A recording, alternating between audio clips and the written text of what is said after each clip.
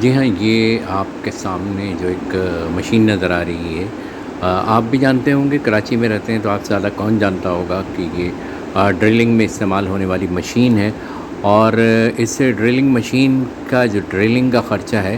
وہ آپ یہ سمجھ لیجئے کہ اگر 600 فٹ گہرائی میں کھدائی ہوتی ہے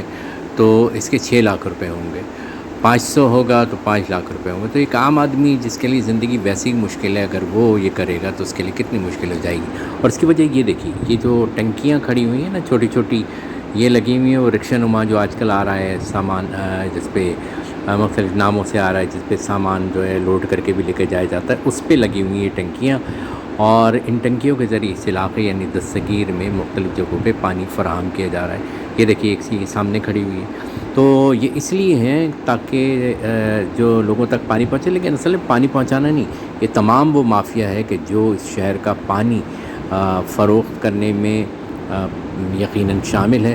اور وہ لوگ کہ جن کے ذمے اس شہر کو پانی کی سپلائی ہے وہ کچھ بھی نہیں کر رہے۔ اور وہ یہ دیکھیے یہ ٹنکی ہے، اور اس طرح گرلنگ کے ذریعے اس کو اندر ٹنکی لگا دی جاتی ہے، ان کے ذریعے جو ہے وہ پانی شہریوں کا جو ہے ضبط کر کے اور انہی کو ان کا پانی بیچا جا رہا ہے۔ یہ بہت بڑا ظلم ہے، اس ظلم کے خلاف جو ہے آواز بلند ہونی چاہیے۔ اور ایک اور منظر میں آپ کو دکھاؤں گا، وہ بھی یقیناً آپ کے لیے جو ہے وہ یہ دیکھیے یہ ٹنکی، اور یہ دیکھیے یہ ایک جو ہے وہ ٹینکر بھی کھڑا ہے اور ساتھ ساتھ ڈرلنگ کی مشین بھی ہے،